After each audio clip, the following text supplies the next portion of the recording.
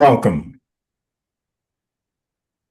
My name is Ronald B. Saunders, and I am president of the Dr. N. B. McKenzie Branch Association for the Study of African American Life and History of Western Pennsylvania. 2026 marks a century of national commemorations of Black history. Dr. Carter Goodwin Woodson, George Cleveland Hall, William D. Hartgrove, Jesse Moreland, Alexander L. Jackson, and James E. Stamp institutionalized the teaching, study, and dissemination and commemoration of Black history when they founded the Association for the Study of Negro Life and History on September the 9th, 1915. In 1925, when Dr. Carter G. Woodson planned the inaugural week-long observance of Black history, he could hardly have anticipated the impact, the imprint he would leave on the world. From Negro History Week to Black History Month, Asala has carried forth the tradition, and observances have become part of the week-long and wrap-up of American culture and increasingly the global community. For its 100th theme, the founders of Black History Month urges us to explore the impact and meaning of Black history and life commemorations in transforming the status of Black people in the modern world. And I go off script a little bit here. In terms of Dr. Carter G. Woodson, it took a movement that culminated in Black History Month. Dr. Woodson was a principal leader of that Black history or Black studies movement. I met my wife, Judith, in a class by Dr. Ralph Proctor at the University of Pittsburgh. I would not have been sitting in that class titled African American History 101 if it was not for Dr. Carter G. Woodson. Carter G. Woodson mentored Charles Wesley, Dr. Charles Wesley, Dr. Rayford Logan, as well as other titans in African American history, John Hope Franklin. I mean, it was just so many folks that he inspired and encouraged, and this is why we're sitting here today to commemorate Black History Month moving forward. Now I'll get back to my scripted remarks. Good morning, everyone, and welcome to today's program. Understanding the Doctrine of Discovery, from Papal Bulls to Supreme Court Opinions, which will feature Dr. Jonathan Taylor.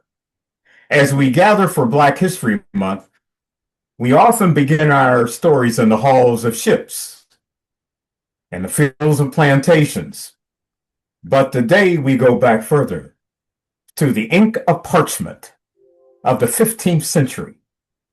We are here to examine the Doctrine of Discovery, a series of papal edicts like Drum Diversa of 1452 that gave European monarchs the supposed divine right to vanquish and subdue non-Christian lands and reduce their peoples to perpetual slavery. By understanding this theology of domination, we just don't see history of oppression. We see the intentional system we have been resisting and rising above for over 500 years. We will now have the invocation by the esteemed Reverend Dr. John C. Welsh, Senior Pastor of Six Mount Zion Missionary Baptist Church, who will also be our moderator today. The invocation will be followed by the playing of the Black Negro National Anthem. Reverend Welsh. Join me in prayer. Oh God, the one who sits high and looks low. God, we are grateful for this moment. We're grateful for this month in which we celebrate the history of our people. We're grateful, God, for the foundations that were led, the blood that was shed, the accomplishments that were made upon which we have privilege, even though we're still in the midst of variant forms of oppression. We pray, God, for our time today and for Dr. Taylor as he presents on this doctrine of discovery. Lord, as we understand a deceitful premise from which we have been ostracized and disenfranchised and oppressed throughout the many years. I pray, God, that this information would open our eyes, it would open our hearts, that it would catalyze us, God, to be more intentional on educating those behind us that may be ignorant of the things that have happened, that have allowed them to even have opportunities which have been forgone by some and forgotten by others. God, I pray now that you would bless the speaker, bless all that are assembled on this call. This prayer we offer in your holy name. Amen. Amen. Thank you.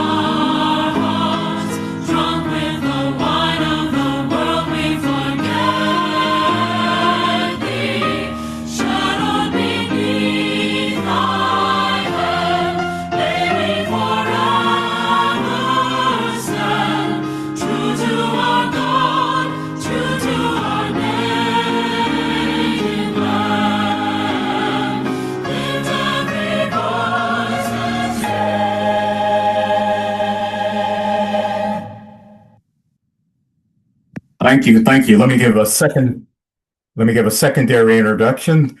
I want to welcome all the Osala families and everyone from around the country, from the craggy peaks in Longmont, Colorado, to the halls of power in Washington, D.C. I'm looking at Osala from around South Florida and all over. Thank you for coming out to enjoy us and actually learn, uplift, and inform as we will now move into our program.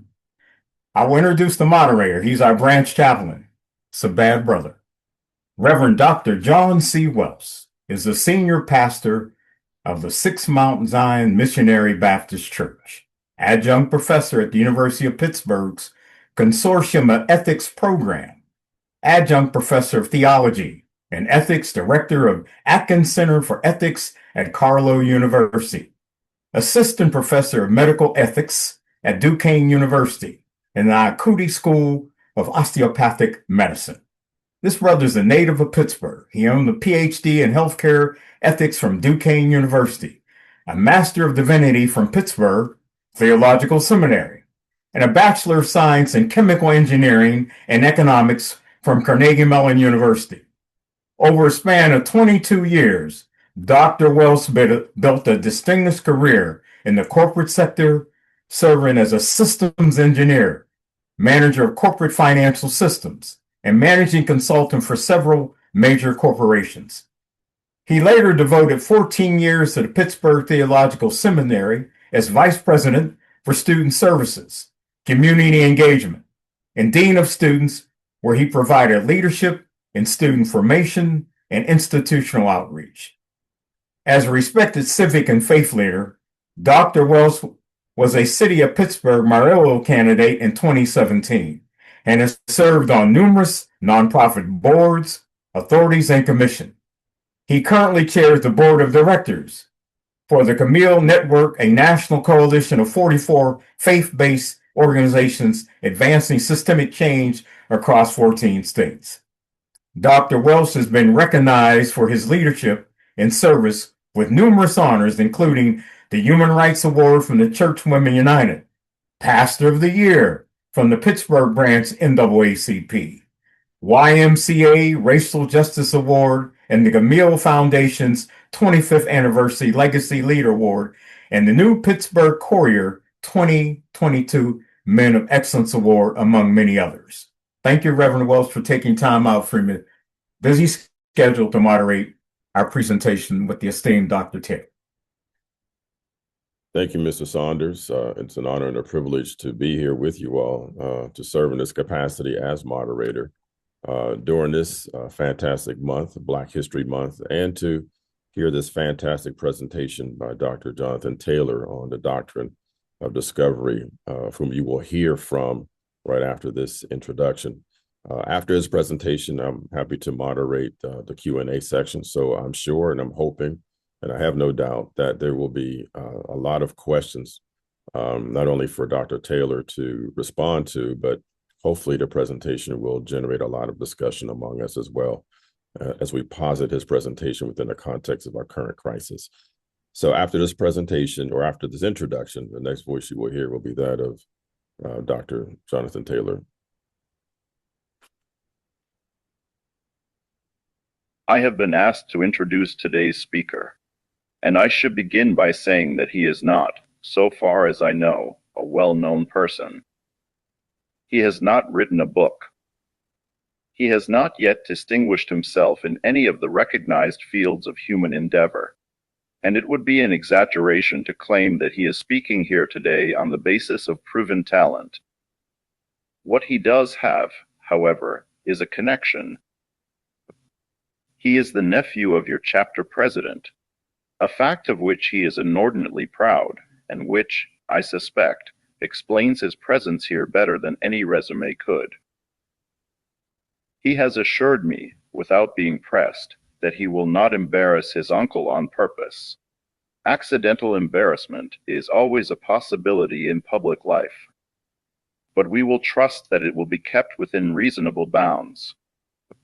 I ask that you receive him in the spirit in which he comes, with goodwill, a sense of humor, and a willingness to listen. It gives me pleasure, then, to introduce today's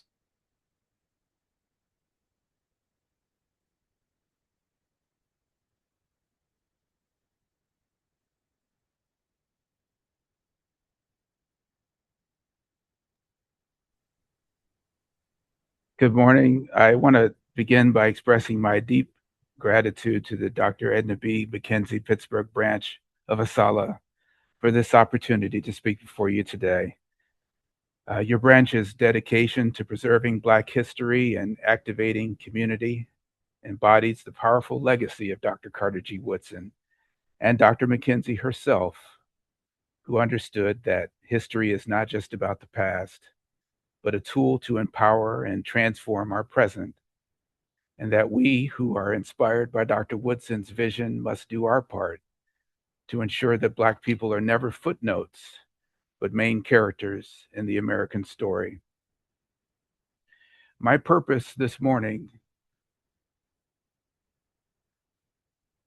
is singular and specific.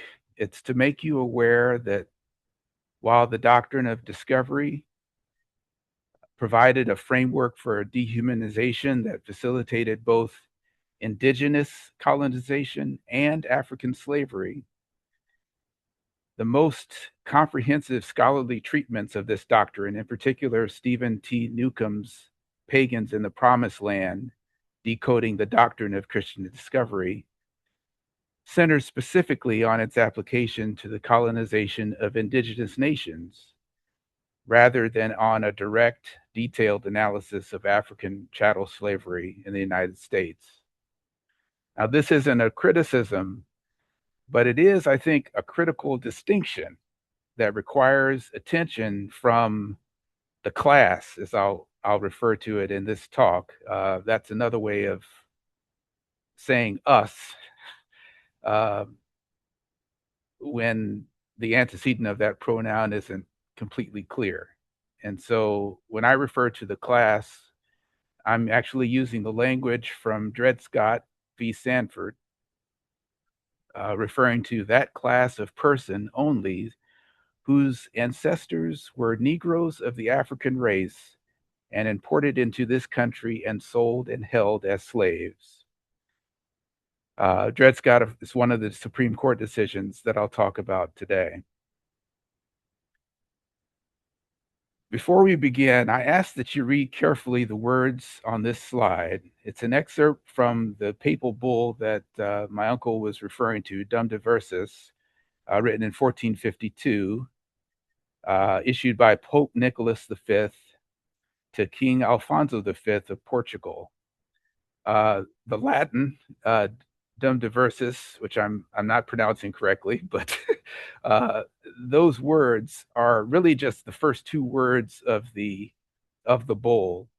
There's a link on the right side of the slide that if you follow it, I think it's in the chat, you will be able to see the full text of this document. You'll see that those first two words are just saying, with various things on the mind of this papal administration, this papal magisterium, one of which is what I'm going to talk about in this bull. And then the bull proceeds. So there's nothing special about the word Dum Diversis. It's just the first two words in the bull. But after those two words, a whole lot of things follow as you're reading through there, and you're seeing some of those words that my uncle referred to. This is a system of domination, kind of a blueprint that was granted to Christian monarchs that kind of gave them a charge. You'll see the words to invade, conquer, fight, and subjugate. You'll see the words perpetual servitude. And this was extended across, you'll see the word Saracens. That's another word for Muslims and pagans. So these are not Christians, not Muslims, and any other unbelievers and enemies of Christ whatsoever and wherever they may be. It's a very expansive, broad language, taking in a whole range of peoples and drawing a lot of heat towards them. And what we're going to talk about today is this framework that was put into place with these words and the context in which it was put in place. And we're going to try to pay attention to how these words, which are referred to as the Doctrine of Discovery, there were a number of documents like this one, and the collection of them has been recognized in U.S. constitutional law, kind of at the background, kind of underneath the floorboards, if you will, of a house.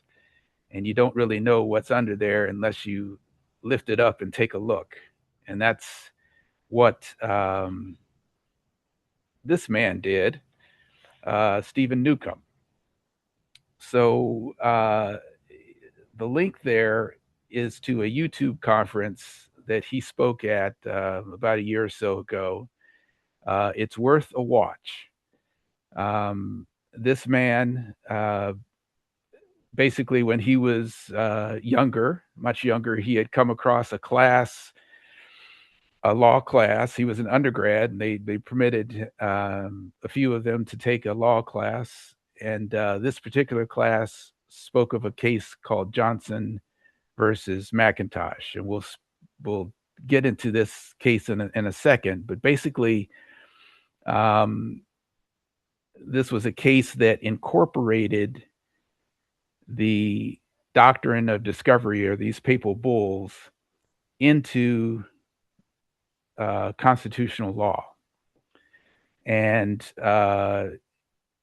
through this law class that this man took as a young man, he started kind of putting two and two together from his own experience as a member of the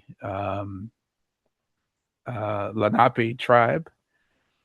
And he began to piece together this connection between these papal documents way back in 1452 and constitutional law in the 1800s in the United States.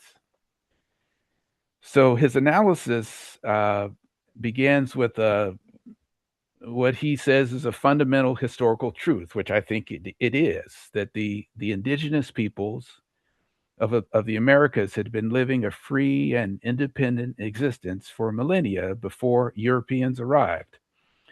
So in Pagans in the Promised Land, his book, he contrasts the original free and independent existence of his nations and peoples, extending back to the beginning of time, with the system of domination that was architected in that collection of 15th and 16th century papal bulls. And what is really good about this YouTube video is he draws the audience's attention rhetorically to a critical moment in history. And it's a moment in which he asks the audience to visualize the moment from two perspectives. So on the one hand, you have the view from the shore of our ancestors. And when he says our, he's referring to his ancestors, the ancestors of the indigenous nations and peoples that are his peoples, his nations, his ancestors. And so the view from the shore of our ancestors, looking out at those ships sailing towards them. And then he invites the audience to kind of turn the picture around and look at that same spot on the shore from the view of the ship. So the colonizers, the conquistadors, if you will, with their, armed with their documents and their intention of domination, sailing towards the ancestors. And he then opposes a very important question. What do we do about that today in terms of, how do we engage with that system that was coming towards us? And so it's a very powerful question. And basically what he began doing that day in that undergraduate law class was piecing that together. So this book, Pagans in the Promised Land, is a very concise, comprehensive discussion of the doctrine of discovery. And what I want to focus on here is the case Johnson versus McIntosh, decided in 1823, which really was the main case that incorporated these papal bulls into the United States federal Indian law. And when I say incorporated, it's not that the Supreme Court case, references the papal bull like a footnote. It's that embedded in the language of the opinion of the decision is all of these hints that really kind of harken back to those documents in a way that's hidden unless you have kind of the linguistic training that Newcomb did and the background that makes your ear attentive to these words. And so as you're reading this, this is basically an excerpt from that decision, Johnson versus McIntosh, written by Chief Justice John Marshall in 1823. This passage reveals the essence of the doctrine of discovery. It was a principle established among European powers to regulate their own competing claims to domination. So you imagine, back in 1452, this is before Columbus, 1452. But there are other subsequent documents that were written as the new worlds were becoming discovered or were being discovered. So we think of 1492 and 1493 in terms of Columbus, quote, discovering the new world. He was doing that on behalf of Spain. But there was also Portugal that was doing its own exploration that was leading it to better awareness of the African continent. And these two European powers, as they were finding out more about the world, that discovery from their vantage point was raising the possibility for conflict, great power conflict. And so the role that the popes took was trying to adjudicate that conflict. And so this discovery is these documents really geopolitically, that's what was happening with them. They were trying to keep the peace among these, quote, discoverers. Now, the indigenous peoples whose lands were being discovered, being claimed, if you remember the words of the document that we started out with, they had no voice, no standing, no recognition as free and independent peoples in this system. And so there is the conflict, which we live with today. Now, Newcomb's response to this is actually worth focusing on for a second and living with for a second, because there's a genius in it, which I think is worthy of emulation. So I'll just kind of read this. This is also in the podcast or the YouTube video.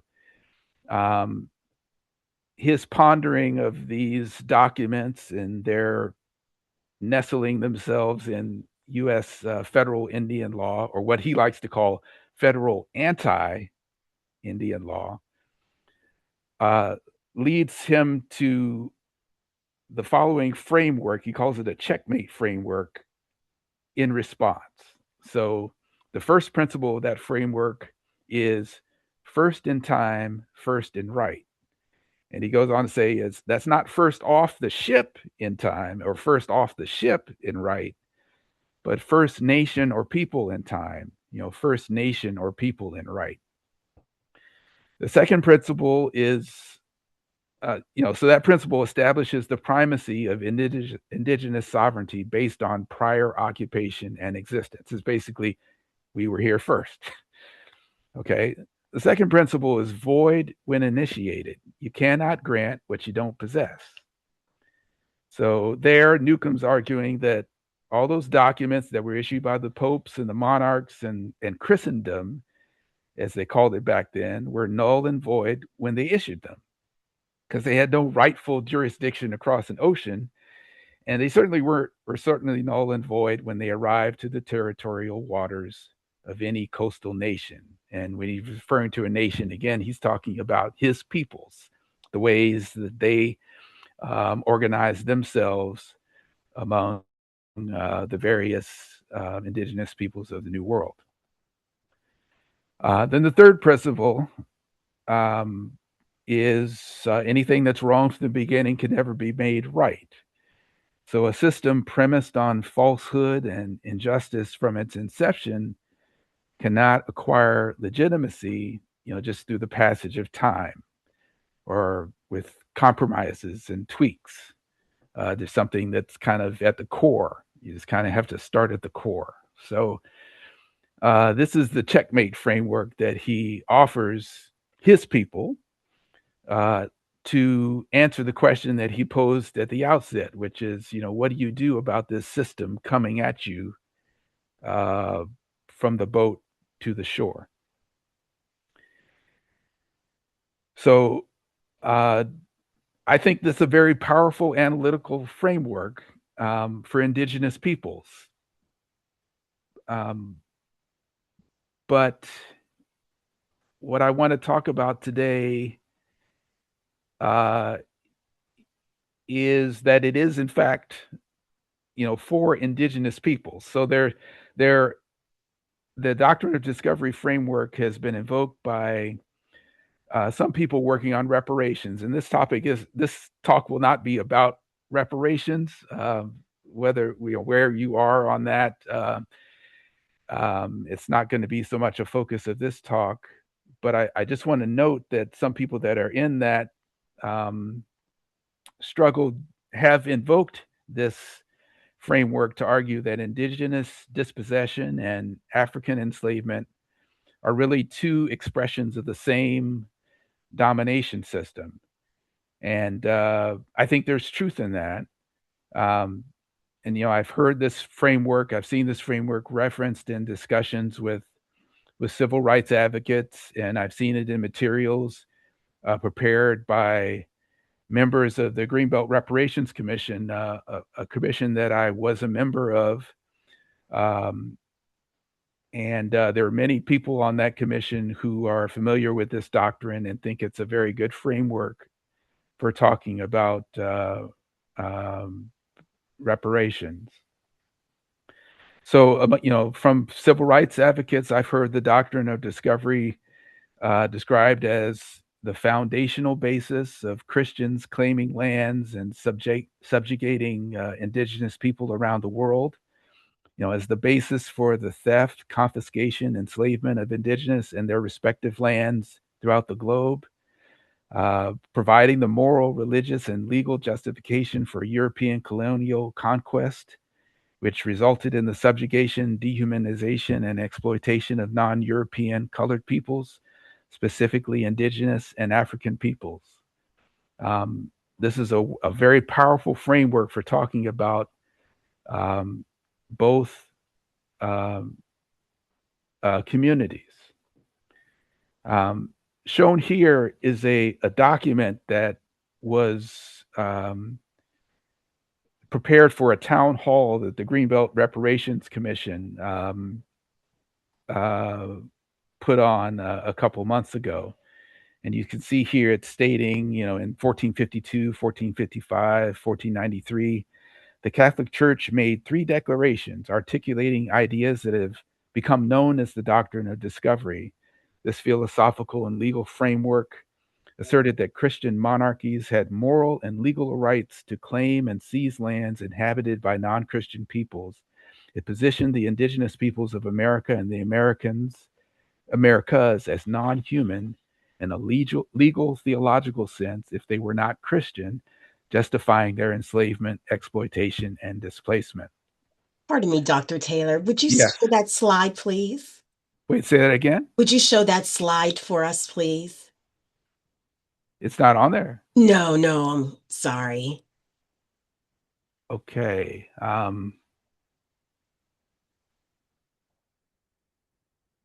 If you could just share again. Okay. We saw it originally, but then it went away. Pardon, Okay. sorry about that. Let us see where that is here. Thank you for saying something. I would have just been going on. Sorry about that. I didn't want to interrupt. Okay. No, I'm glad you did. So is that, did you see this slide? I don't think the audience did. Actually, no, we didn't. Wow. Okay. But I try to put some of those documents in the chat. Okay. But we can see it now where you are. Okay. All right. Okay. So what you're seeing here, basically what you're seeing here is a document that was written by a couple of members on the Greenbelt Reparations Commission, invoking the doctrine of discovery to frame up or to explain why we were talking about reparations. And what I'm saying here is that this framework is one that has a strength in the sense that it kind of nests both the indigenous and the African American community within the same framework of domination. However, when we start to look at some of the recent major scholarly and advocacy work on reparations for the class, so for instance, the Darity and Mullen From Here to Equality book, or the ADOS Reparations Framework by Aisha Mohammed, or Reparations on Fire, Dr. Nikichi Taifa's book, or to listen to the latest podcasts on how braided narratives are received by the public, braided narratives being a phrase for kind of weaving together the indigenous and the African American narratives within the same story. We see the two communities being talked about in the same, breath in some senses, but talking about their struggles as being interconnected. But the doctrine of discovery framework itself, we don't see invoked as a primary analytical tool for understanding African enslavement and its contemporary remedy. So, in other words, the doctrine of discovery gets referred to as a way of talking about the African American experience, but these authors who have written very extensively about reparations and don't invoke that framework. And so I think that is, again, that's not a criticism, but I think it is something that's very interesting to pay attention to. It's an observation that calls for attention. Why? Basically, is it not mentioned? Is there a reason for it? Is it because they don't know? Or perhaps could it be because there are some things about it that are not, have not been fully fleshed out for the class? So this brings me to the heart of the argument in this talk. And can you guys see this map? Yes, Jonathan, but we can't Okay. see you now, though. But we can see the map. Wait, you can't see me? No, but we can see Okay. the map, but we can't see you now. Okay. Yeah, I can see you now. Okay. Okay. All right. Yay. Actually, I think it's probably better that you can see the slides and not me. So Oh, I okay. don't feel there's a loss there. Okay, so here's the map. This map, they say a picture is worth 1,000 words. There are some maps that are worth 1,000 pictures, and I think this is one of them. So this illustrates one of four reasons why, four critical distinctions I think there are that need to be made between Newcomb's analysis and the analysis that's needed for the class. And again, when I use those words, the class, what I'm meaning to do is to point to very specifically the us, well, without being so familiar with that we lose the precision in that. So I'm using the language of Dred Scott, that class of person only whose ancestors were Negroes of the African race and imported into this country and sold and held as slaves. Now, what is this map saying here that is so important? Well, there's a couple things here that are in this map. Number one, what it allows us to do is to make a distinction, an important distinction between the land of the indigenous, which was unknown at the time of the Doctrine of Discovery, and the land of the Africans, which was known at the time of the Doctrine of Discovery. That distinction is important because in the indigenous case, because indigenous lands were unknown to the authors of the Papal Bulls, Newcomb can accurately say that a boat brought a system to a people.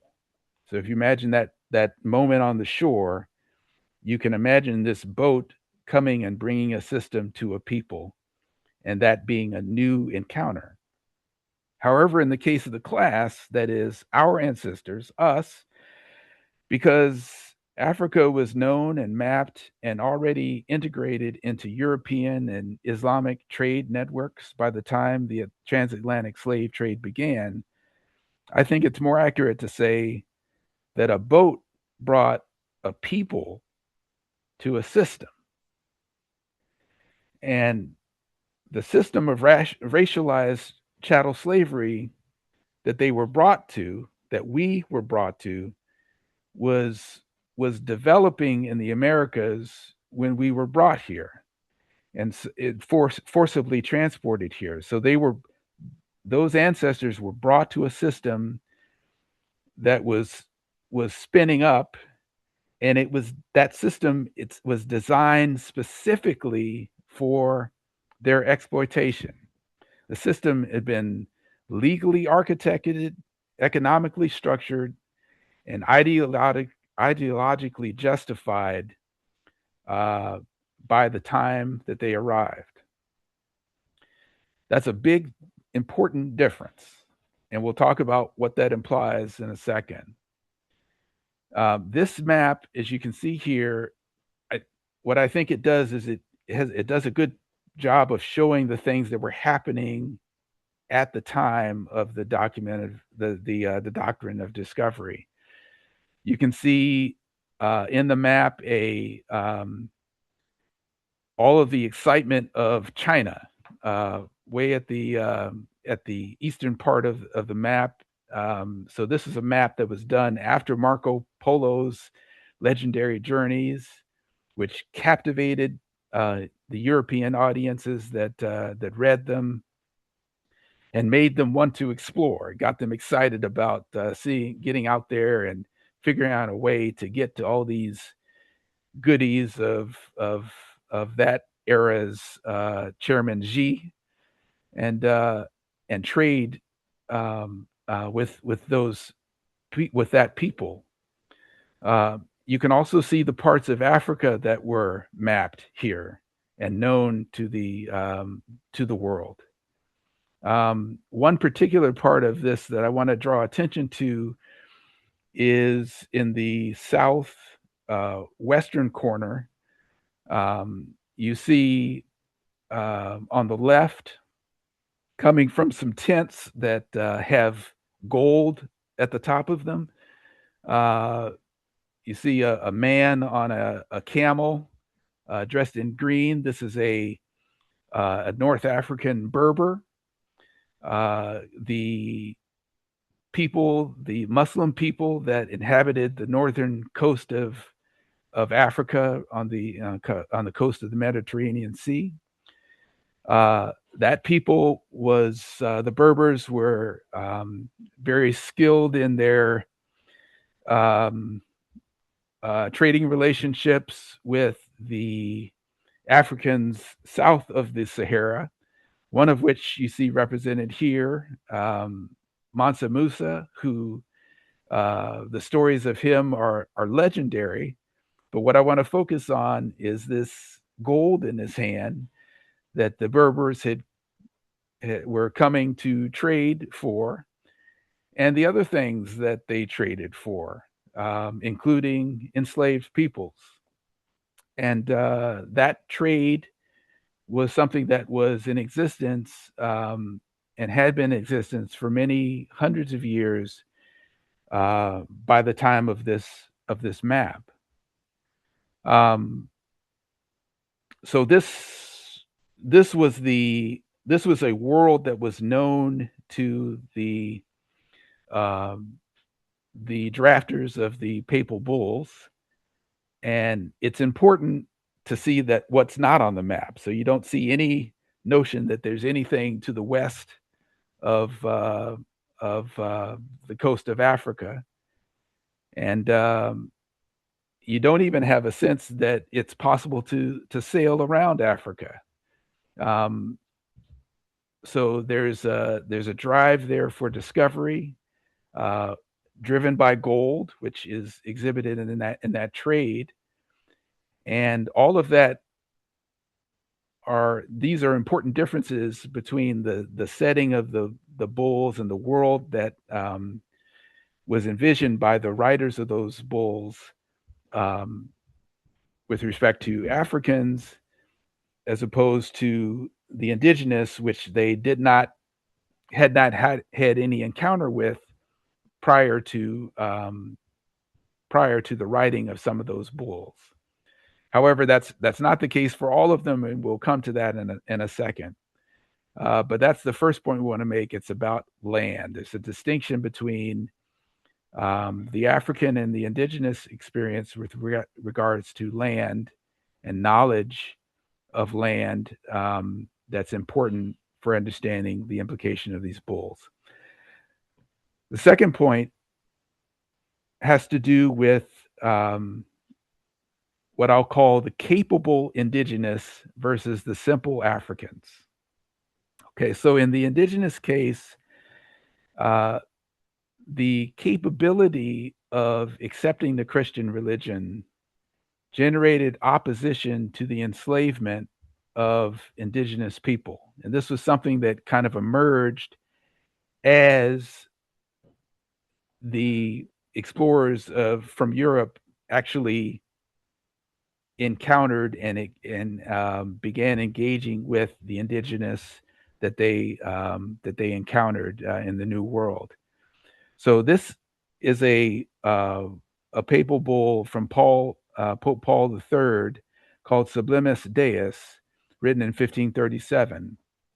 This bull, along with the new laws of 1542 and a debate called the Valladolid debate of 1550, these all emerged from a recognition of indigenous people's capacity for conversion. That word capacity, capability, is important because it just happens to be the case that as the explorers were gathering their own real experience with indigenous people, this information got back to the church at that time, and there began to be debates and discussions about the language of these papal bulls. So if you remember what we started with, the 1452 bull, this language here about perpetual servitude and what that meant when you were dealing with people who, quote, were not were not enemies of Christ, as they were defining it there. This language here in Sublimis Deus, the words capacity and capability are inserted into this document because there had been discussions within the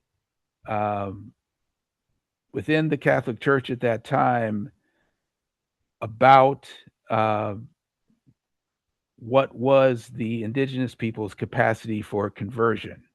And this led to recognition. This recognition led to legal protections that were completely inadequate, but they existed. So there were protections that came about. That's a distinction, because unfortunately, in the case of the class, our ancestors, there are documents where their simplicity is discussed, and their actual acceptance of the Christian religion, which is acknowledged in these documents. This particular one actually was almost 100 years prior to the one that I just showed. It was discussing a case of enslavement of Black natives from the Canary Islands, which are kind of off the coast of West Africa.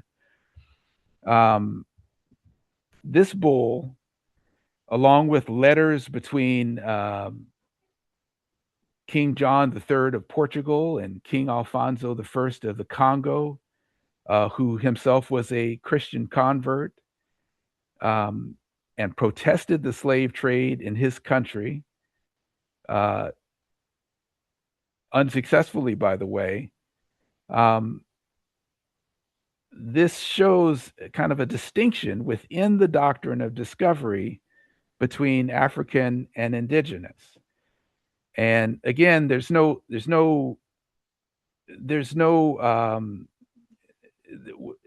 important is that there was a distinction. Okay, so it's not that the doctrine of discovery was any better for one community or the other. It's that it did distinguish between the two. And that's important for understanding how slavery, the development of racialized slavery in the Americas. Now, on this topic of religion,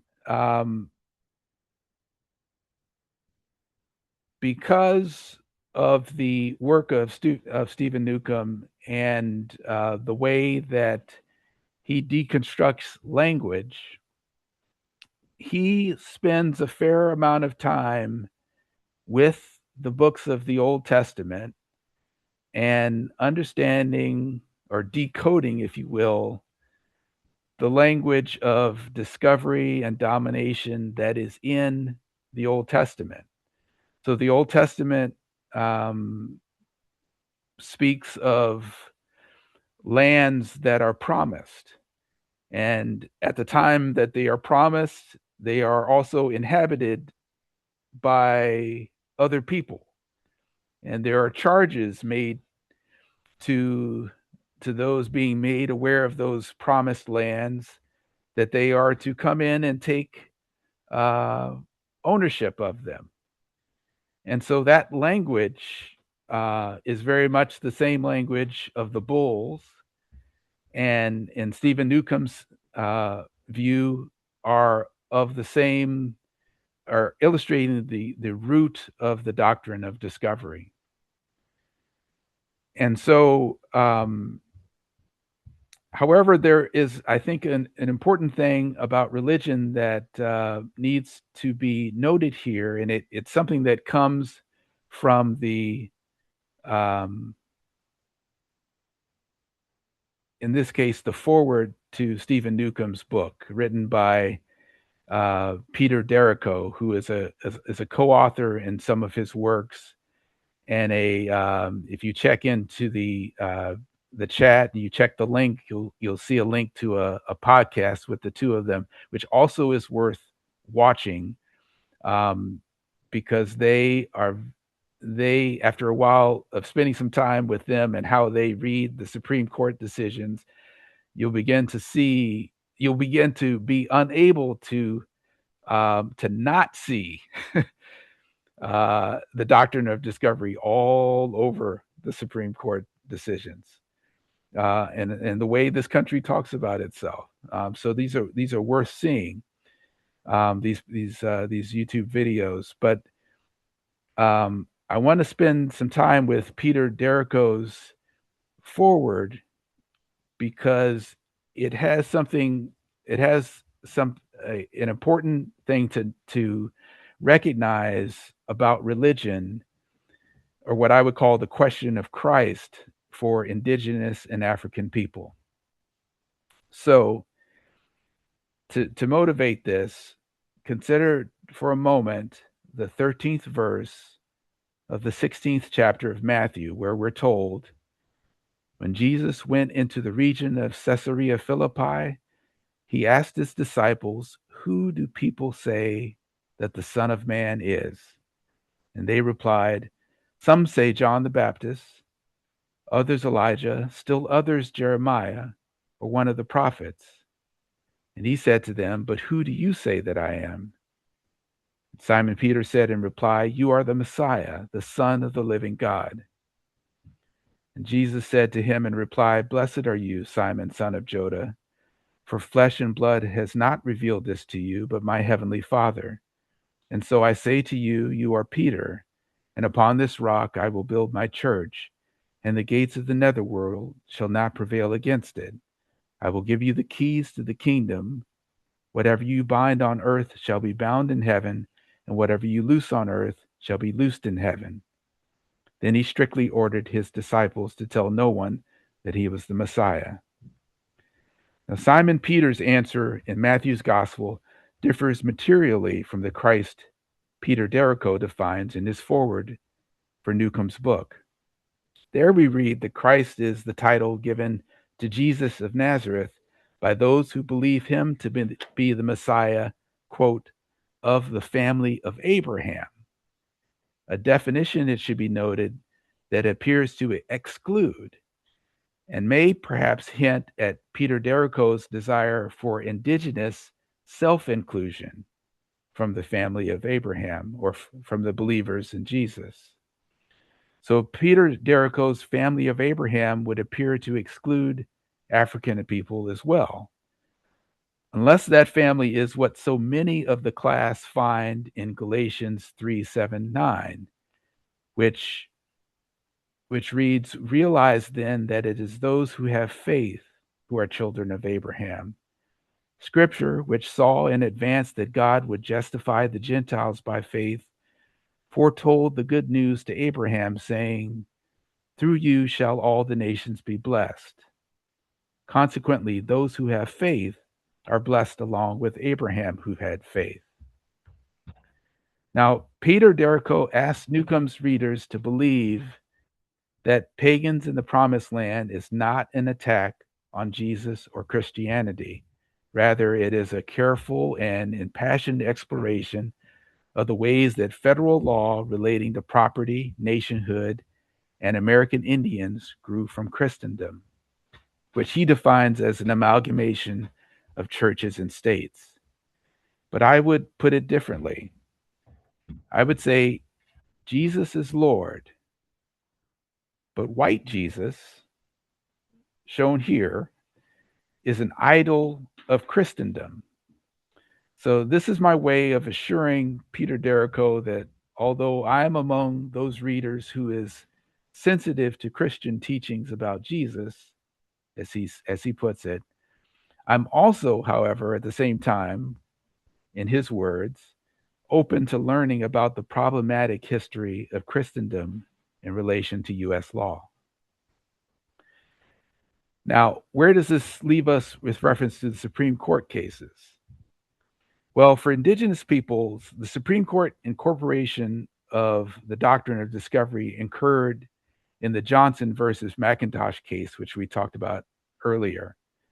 For the class, however, I think the parallel case is Dred Scott versus Sandford, an excerpt of which is shown here. In blue, I've highlighted the parts that refer to, quote, us, the class. So this is the actual quote that I've been referring to whenever I've referred to as the class. And the purpose of Dred Scott for Chief Justice Taney and may it please the court was basically to answer the question whether Dred Scott was a citizen of the United States and therefore entitled to bring a suit for his freedom before a court of the United States, in particular the Supreme Court. And in answering this question, Judge Taney felt called to basically answer it by distinguishing between the class, which he defined very carefully, and what I've been referring to as the indigenous community, okay, whose situation he thought was altogether unlike that of the class. And the reason was that though it was true that they were not part of the community, the political community that put together the Constitution, they were still a free and independent people. And you see that language there. It's the same language that Newcomb used and embraced. Taney uses that same language. And so that's interesting. These communities, and if you see in the yellow highlight, you also see the wording, which is very much the same kind of wording in the bulls, kind of referring to the doctrine of discovery. They were situated in communities where the white race claimed the ultimate right of dominion. That's coming from the bulls. But you'll also see kind of the American flavor of this, that claim is acknowledged to be subject to the right of the Indians to occupy it as long as they thought proper. So right there, that's federal Indian law. That's the way Indian law, federal Indian law is the impossible balance that our system tries to strike between the idea that this land belongs to essentially the white race through the doctrine of discovery and those papal bulls, yet at the same time there is some kind of right to occupation of that land that's being respected by that same group of dominators. And so that tension there is what federal Indian law or federal anti-Indian law that Newcomb speaks of. Going on at the bottom there, you'll see the language in the yellow. This group of indigenous people, however, even though they're in their free and independent associations and nations and peoples, could, in principle, according to Dred Scott, they could be naturalized. So that's a difference. So how could the Native Americans, the indigenous, be naturalized, and the class not be naturalized?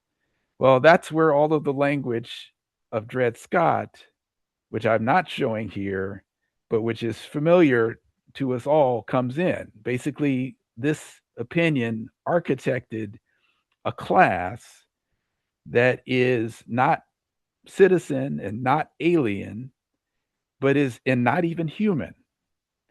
And that is the special reason why this case incorporates the doctrine of discovery in a way that the Johnson McIntosh doesn't, and therefore we have to kind of focus on it in the way with the same kind of focus as the indigenous community does with Johnson versus McIntosh. This opinion in this page, it also goes to showing how, what the 14th Amendment was supposed to do. So in the blue here are some things that Judge Taney regarded as a horrible. So it's like a parade of horribles, that would happen if the class were possible, if it were possible to naturalize the class. And you can see the things that would be so unbelievable for him. I mean, they would have the right to enter every other state wherever they pleased. They could go wherever they wanted to go at any hour of the day or night without molestation. They'd have full liberty of speech. They could hold public meetings upon public affairs. They could keep and carry arms wherever they went. Imagine that. So obviously, we can see exactly what the 14th Amendment was supposed to do. Was to actually defend each and one of these things explicitly, and the roadmap to that is given by the Dred Scott opinion itself. It's basically saying that what you were fearing is exactly what is intended. Now, I'm going to talk just a quick second about the implications for the case for reparations. So the 4 recommendations that come from these distinctions. Remember, there's the fact that the land was known, the land where we were, where the class was, where its ancestors were, was known, and the people were known to a certain degree. This is very different from the indigenous situation. The people, the religion, and then the incorporating cases. All of these speak to what the implications are for reparations. The first implication is this idea of the class. That language, as hard as it is to the modern ear, is important because it correctly identifies enemies, allies, and ourselves. This language, however painful, it has legal precision. It identifies exactly who was harmed, how they were harmed, and the constitutional dimensions of that harm. And using that language forces confrontation with the specific legal architecture of our subordination. And it prevents dilution of our claim, and it maintains the connection between historical injury and contemporary remedy. The second thing it does is it helps us recognize how much of an interest there still is in 14th Amendment cases. Even ones that don't seem to have a specific focus on the class. So like, for instance, the birthright citizenship case. As it considers these cases, the Supreme Court may sometimes have an opportunity to confront the continuing shadow cast by Dred Scott versus Sandford over 14th Amendment jurisprudence and to take deliberate steps to extinguish that influence once and for all. As Justice Thomas, and as surprising as it is for his name to come up in this context, as he has acknowledged in a recent concurrence in McDonald versus City of Chicago, the Reconstruction Amendments were crafted as a direct and targeted repudiation of Dred Scott. Their central purpose was to secure permanently what Dred Scott had permanently denied, that is, the full constitutional personhood and citizenship of the class. The court's subsequent failure to faithfully honor that purpose, most notably during the post-Reconstruction era, created the conditions that ultimately necessitated the great civil rights legislation of the 60s. The fact that such legislation was required at all, nearly a century after the 14th Amendment's ratification, underscores how thoroughly the promise of Reconstruction had been eroded by judicial retreat. And it should be remembered that the amendment's aim was unmistakable from the moment of its introduction. So when Representative Thaddeus Stevens presented the 14th Amendment to the House, May 1866, he emphasized the Privileges and Immunities Clause as a safeguard for the very rights that Dred Scott had singled out for denial. And since the Reconstruction Amendments were adopted, however, those articles have been enforced only with great difficulty for the class, while at the same time, those same articles have birthed a broad expansion of a whole new class of individual rights for classes that were never even anticipated or contemplated by the framers of that amendment. So this too is a continuing shadow of Dred Scott over the 14th Amendment. It works slow for the class and works fast for many others. Number 3 here, explore strategic alliances based on shared constitutional principles. So the idea here is that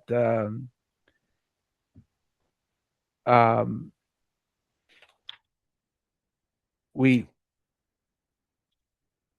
should explore theories of alliance with indigenous communities around shared experiences of federal constitutional violations. So both overreach beyond powers that are in the Constitution, and then abandonment of powers that are duties under the Constitution. So both sides. So, but however, this alliance must acknowledge that there may be moments of tension in that relationship. It should be a kind of a mature relation. It's not going to be something very simple.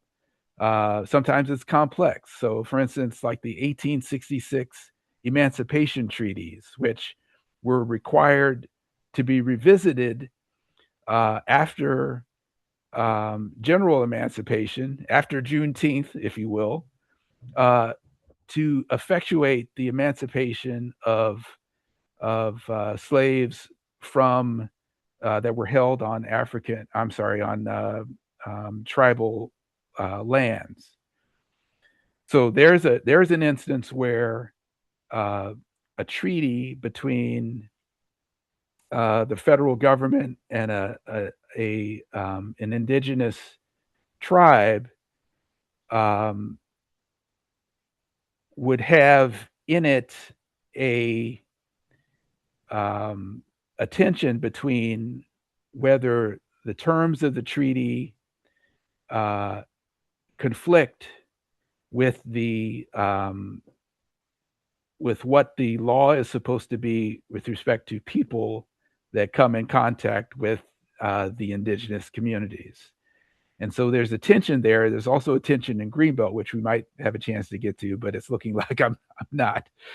But the point is that these alliances have to be mature, and there may be some tension in them.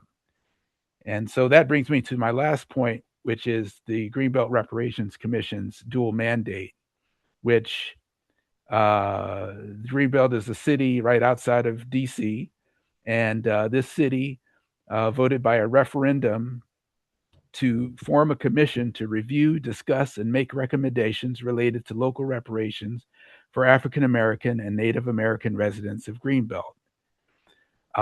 This commission, its dual mandate, is something that where these tensions are being worked out in real time.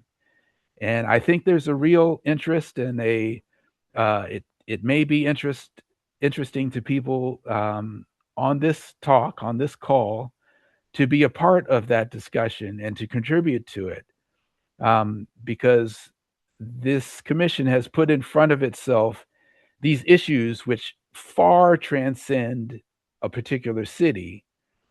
But when they start issuing things, they're going to be drawing public attention to the doctrine of discovery and its implementation for African Americans.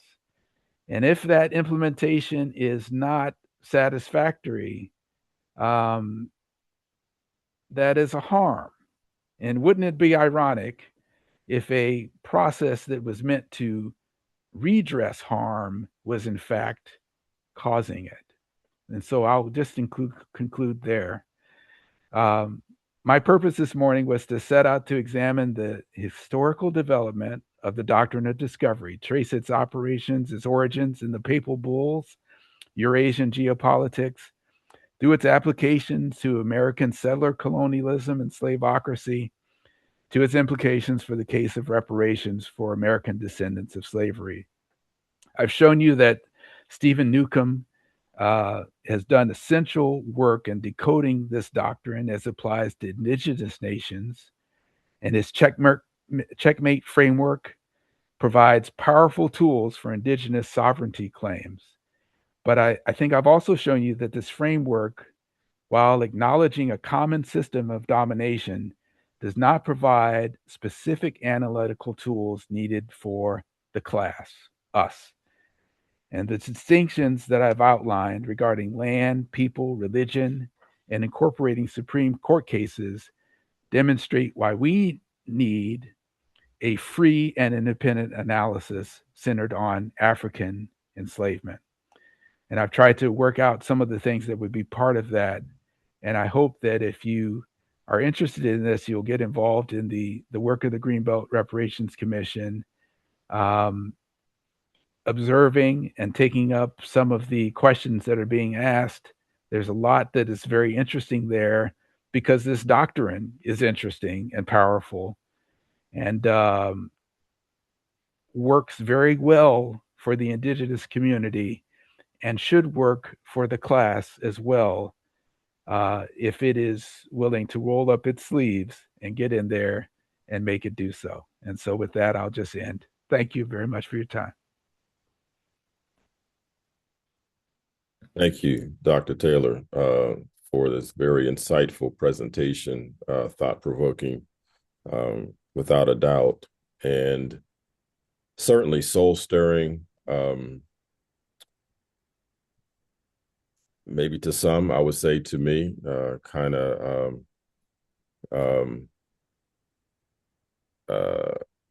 I wouldn't say angering, but kind of stirring that little tinge of anger, not so much in what was done, but the fact that the information's been hidden and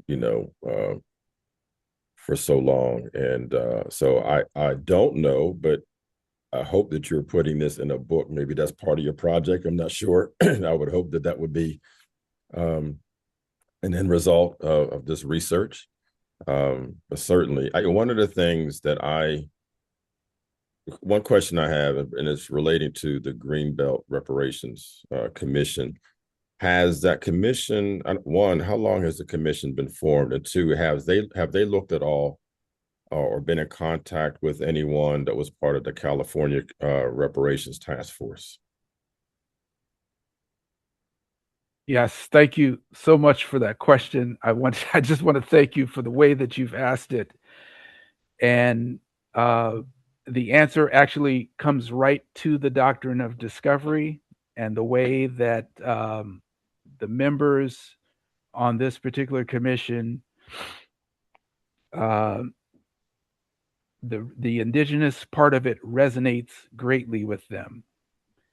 And so the answer to the question, and it's a therefore, is no. And it's been the most surprising thing. It was the most surprising to me when I was a member of it, that they would reject the work of that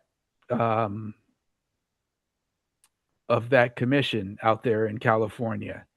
I'm looking. Let's see. I'm what I'm trying to go to is what I wanted to make you aware of.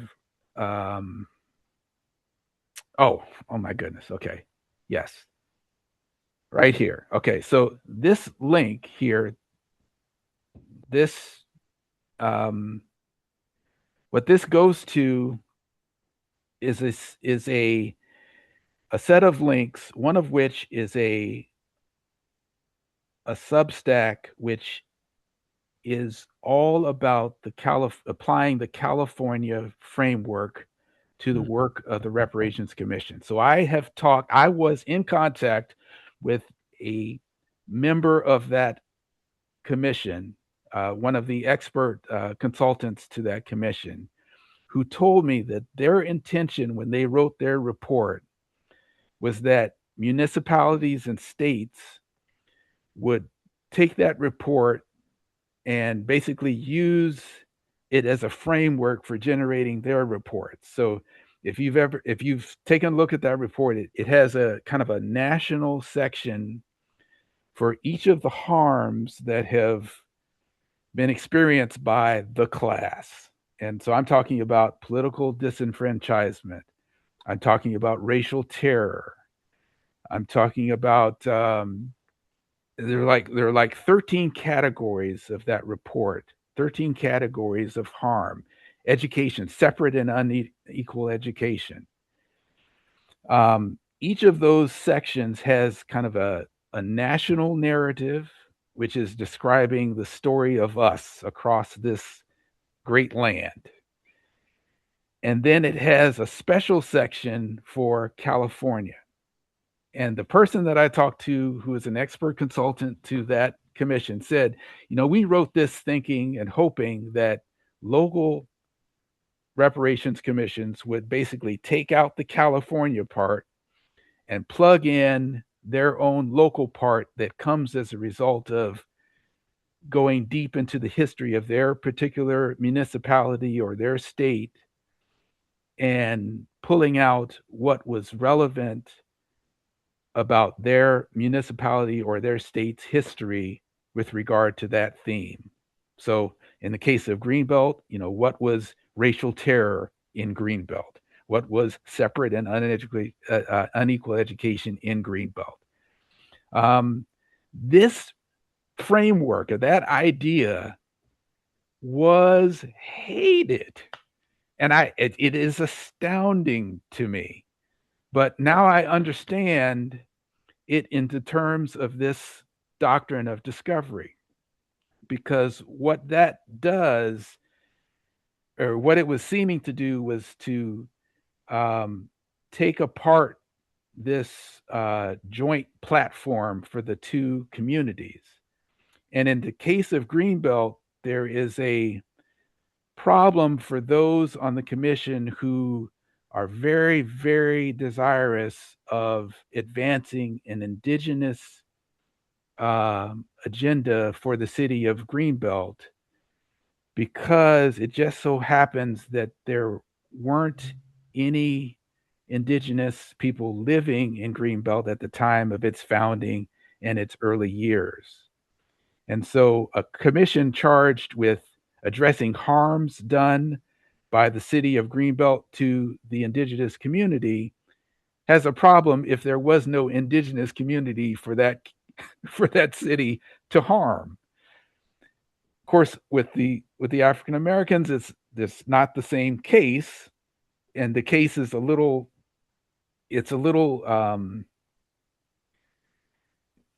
the California framework draws attention to this issue. And there was a lot of pushback to that, and it's astounding. But the short answer to your question is there are members who have tried very hard to do that, and that is a current tension in the commission. We would only hope it would lead to healthy tension and not one that's going to stall the work, this important work. Thank you for that response, because I kind of wondered about that. I know I can't remember the status of the task force in California. I know there was they were looking to fund $12 million, I think, towards some sorts of remuneration. But anyway, but thanks for that response. And a couple of other things, and then I want to open it up for questions. As you were talking about the Supreme Court, I'm reminded of its history of inconsistencies, and today it's just as inconsistent in its actions. But the even in the 20th century, I remember the Thin case that was around citizenship, the 14th Amendment. And the weird thing about it was a time when a lot of immigrants were trying to petition the states or the country for citizenship. And the Supreme Court ruled that Japanese are not legally white because science classifies them as Mongoloid. But then a year later, it contradicted itself, saying that the Asian Indians are not legally white, even though science classifies them as Caucasian, saying that whiteness should be based on, quote, the common understanding of a white man. So this doctrine of discovery, it seemed to me, this was the underfootings or the foreground, and was the basis for establishing whiteness, which led to everything that you mentioned that happened in the continent of Africa, number one. Even though Africa wasn't part of the discovery, they created the doctrine of discovery to justify what they were doing in Africa, it seems, is what I'm hearing from you. But just these inconsistencies with the Supreme Court around the ideology of whiteness, which still is front and center today, and which seems to be the headwind that we're dealing with regards to any reparations conversations as well. So I was kind of reminded that even right now, we're seeing this whole issue of citizenship with this mass, deportation of folks just to reestablish whiteness within this country, because the fear that in 2050 the whites are not going to be a majority in this country. But anyway, the other thing I wanted to say was, to the doctrine of discovery, I think it's important, based on the Christian premise that you're issued here, that we've way back in the 2nd century, Romans looked at Africans as being intellectually inferior. And so when Constantine came into power and he institutionalized Christianity, I think he was using that also as a basis to sort of allow for the papacy to kind of create this doctrine of discovery, kind of dehumanizing Africans and anybody else that lived in land that they wanted to exploit. So just wanted to just drop that, incorporate that, because it came to my mind as you were in this presentation, which again, I say was very thought-provoking and hopefully would be published somewhere for further reading. So what I'd like to do, and you can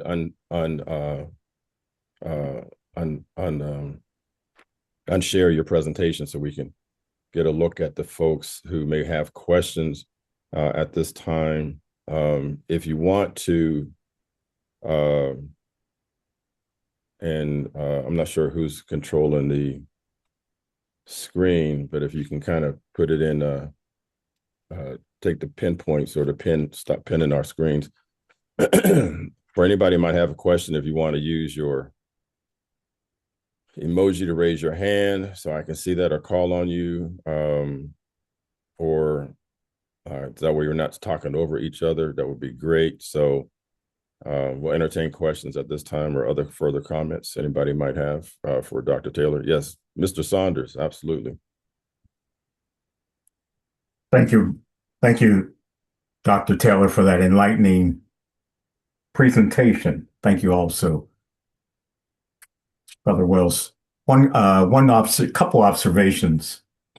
In reference to the Portuguese Portuguese actually started the exploration of the continent of Africa, the West Coast, in 1441, which would predate, to your point, Dr. Taylor, the doctrine of discovery.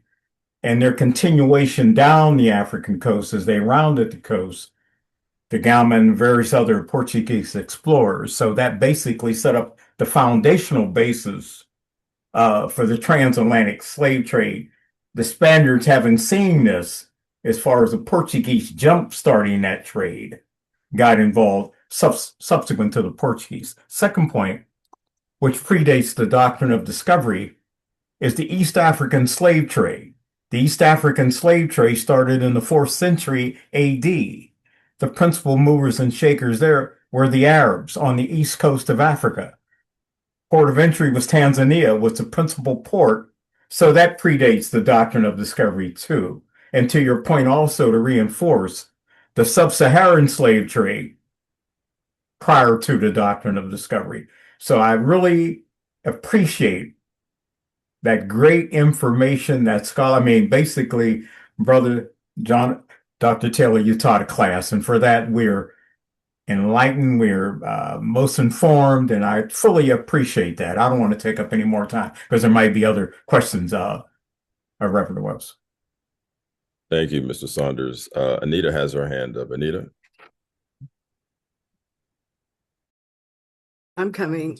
So first of all, that was absolutely amazing. And my mind was firing off in so many different directions, particularly as it connects to the work that I actually do. And so I am a woman of God, and I study the Bible on a regular basis, but not just to study the Bible in terms of how do I live my life or how do I show up as a person, but also understanding aspects of the Bible written then and how it shows up contemporaneously today. And so one of the things that we all know, and you kind of alluded to it when you were talking about the passage in Matthew, when the question was asked about the identity of Christ, right? And so when I think about scripture and connected to this idea that it seems like for most of human history that Black people have been assigned this inferior role in humanity. We don't have this, we can't do that, we're just inferior, we're just 1 or 2 steps above apes and all of that. Like, we know all of that. And so when you connected that to the identity of Christ, it also made me think about the so-called curse of Ham. And so can you connect for me the things that I'm experiencing today and historically with this whole idea of us being genetically, intellectually, socially, on every level inferior to every other human being on the planet, and how does that in turn connect back erroneously, I would say, to the curse of Ham? Thank you very much. This whole, I'll just say, this whole experience of preparing for this talk or to learning about this information for the commission has put all of that right at the center of my existence. I completely identify with what you have said. And it is truly an existential attack on the class. And so the first thing, and I really felt like the foreword to Stephen Newcomb's book gave me the space to do this, but I really intended to respond spiritually to that attack, which is to say that when Jesus was sitting talking with his disciples and they came up to him and said, "Hey, your brother and your sisters and your mother out here, they want to talk to you," and he looked around, and he was in a community of Jews and Gentiles. And Gentile just means not a Jew. So once you say you're not a Jew in this framework, there's not a lot of additional distinctions there, which has not kept the European not a Jews from making distinctions.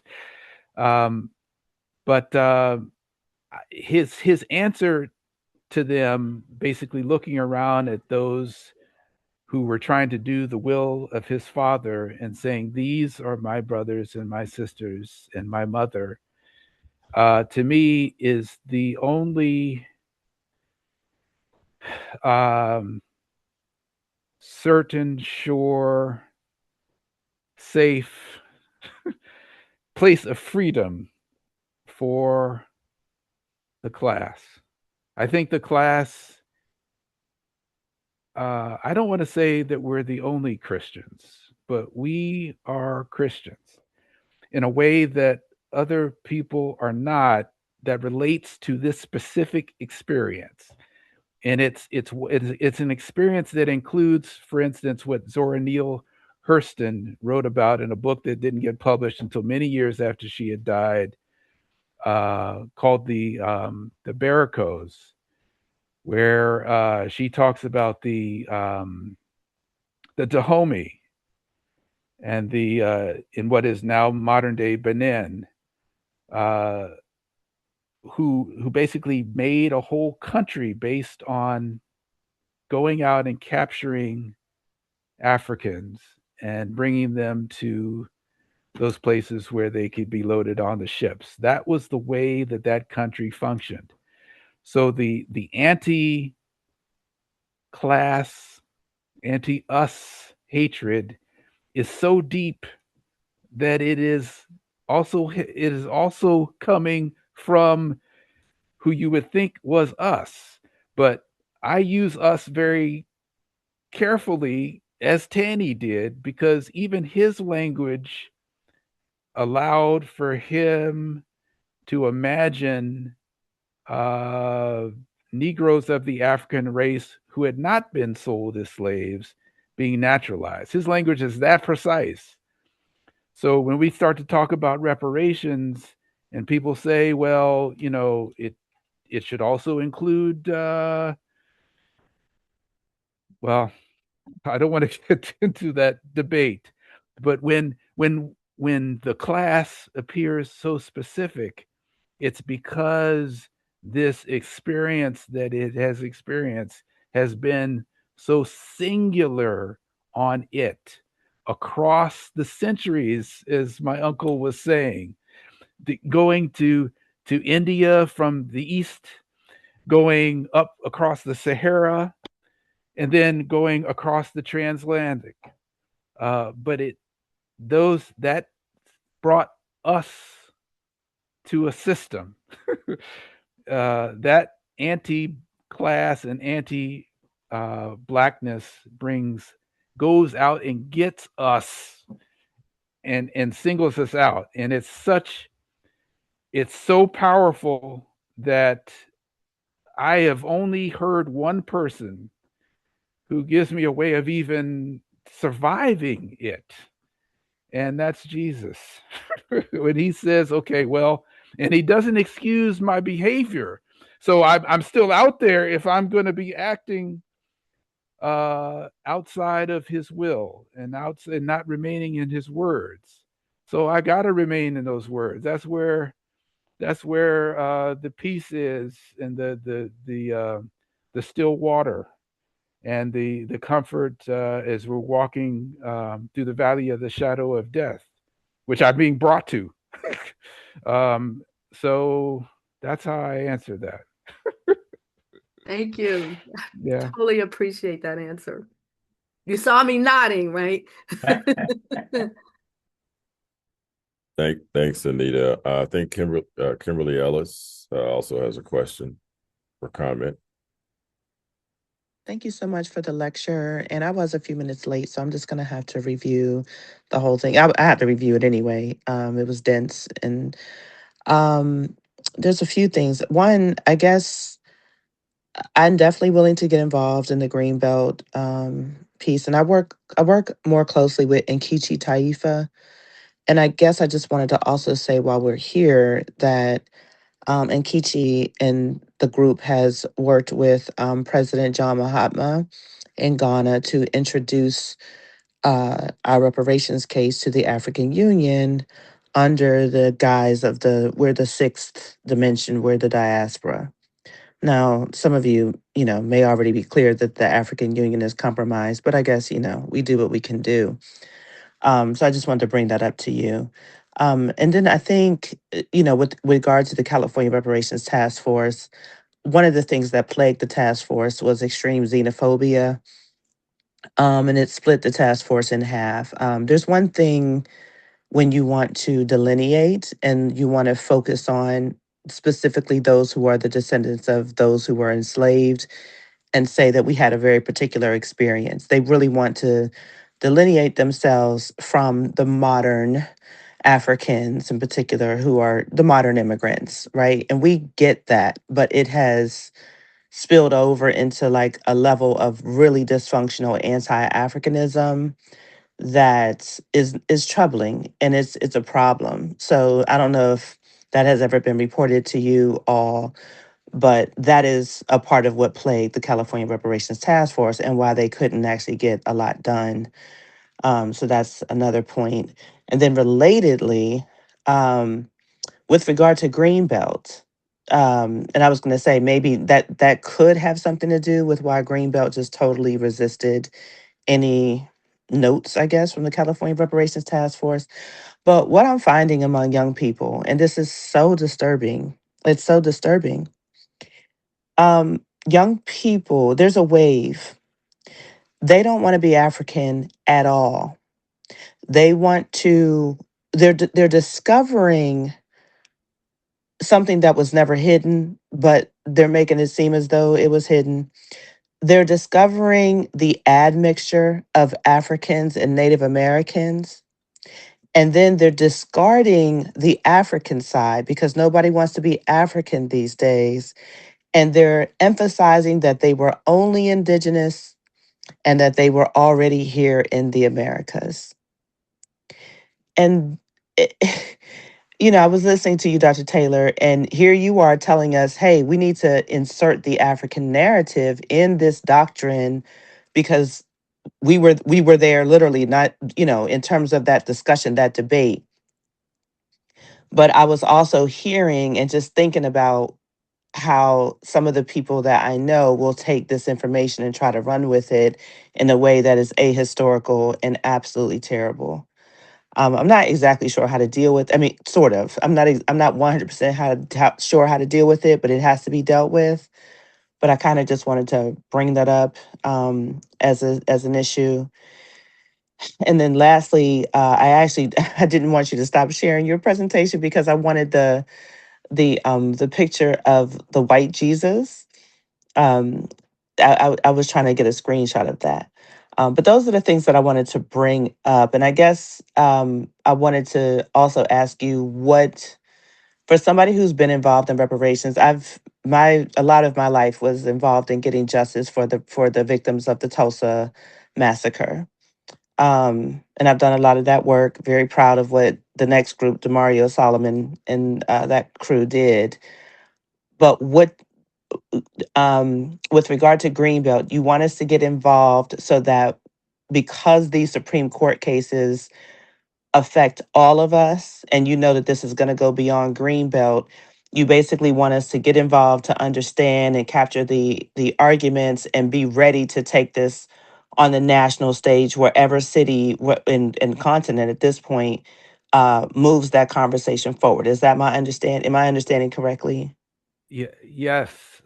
Thank you for all of your comments, and I want to go to each one. I'll start with where you ended up, which is the reason for getting involved in the Greenbelt is precisely that everything, even though it's just one city, everything that they're talking about affects the entire movement. We're talking about something that's much bigger than a city. That's why Darity and Mullins, they don't like these local efforts because it keeps it keeps things in stovepipes that you can't understand them unless you get outside of the stovepipe. And so definitely that is the reason to get involved. I'm glad that you're interested in doing that. I wanted to say that Nkechi Taifa, Dr. Taifa came and actually talked with our organization, and one of the links on that document is a link to the talk that she gave.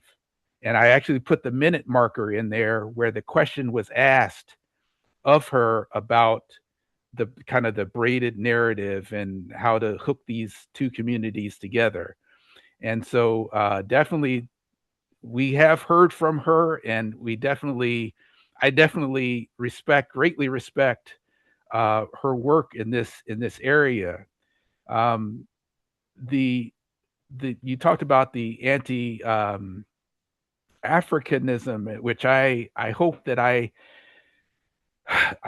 did not convey anything like that. Actually, the interesting thing has been in me. There's been something very interesting about the African community in Greenbelt, which is a growing community for Greenbelt.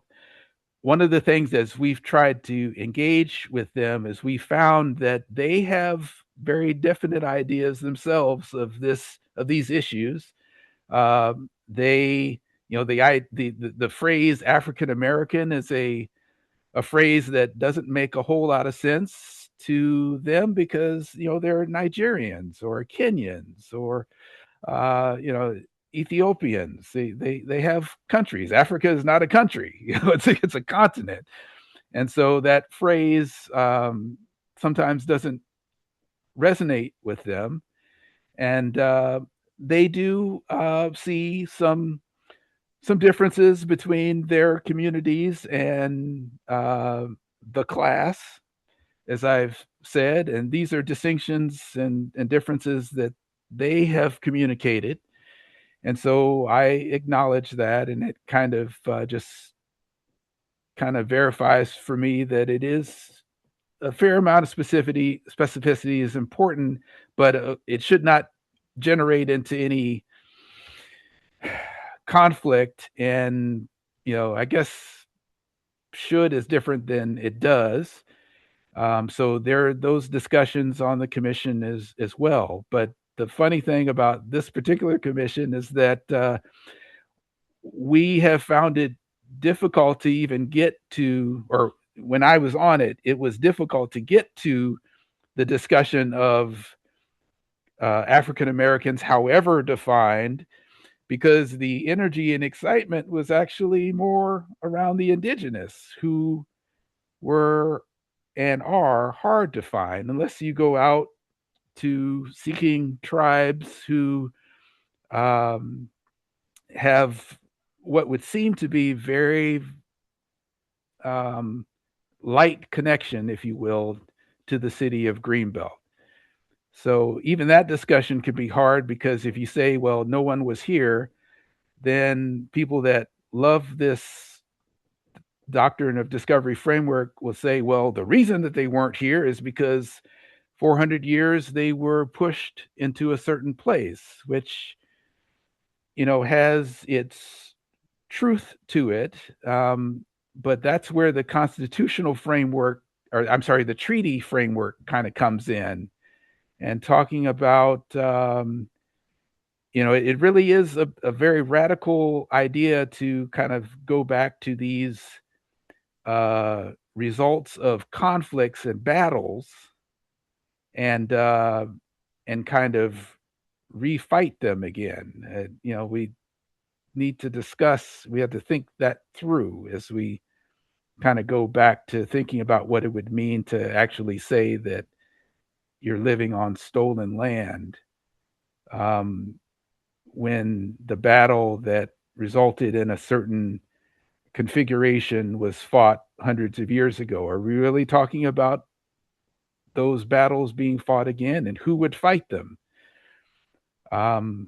So there's some questions that come up there, which are interesting. I wanted to say that the links to in on that set of links, there are links to Dr. Taifa's presentation. There are links to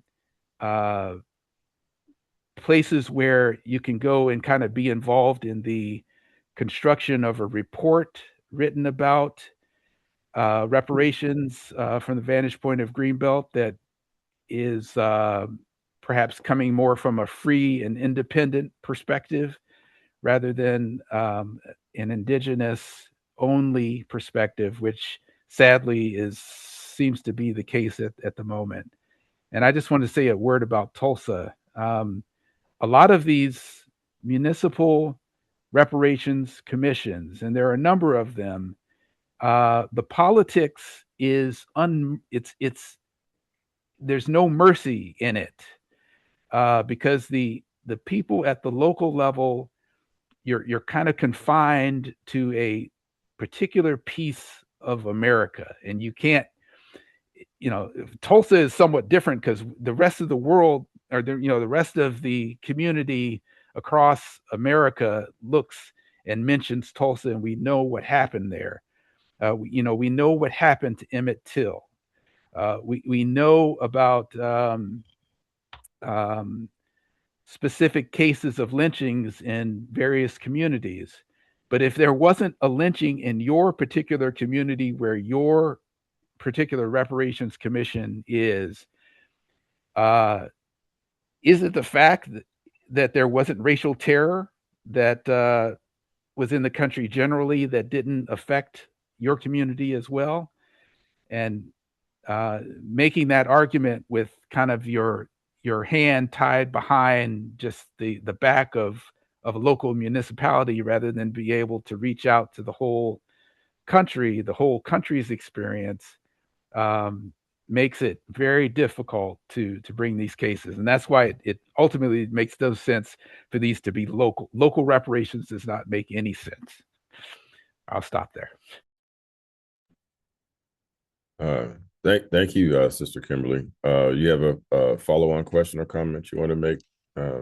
Sort of, yeah, just briefly. I guess just a little bit of clarity. Well, two things.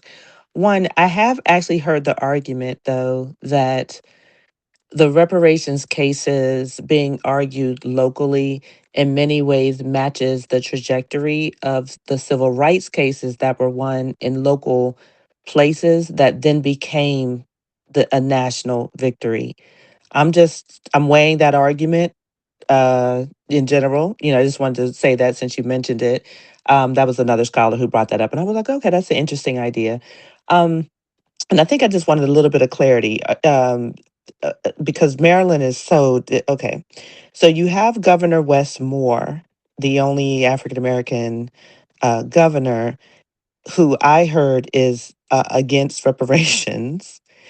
And you have this Greenbelt community that apparently are mostly Africans who are then arguing for the indigenous.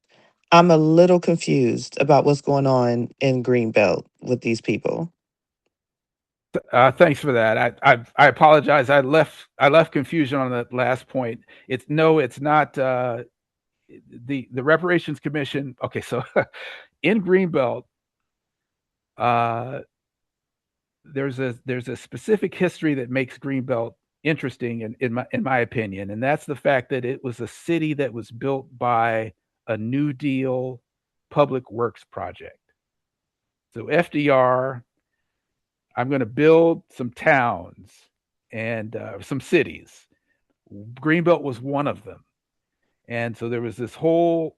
It's a housing project essentially. No one wants to say it that way, but my city is a housing project.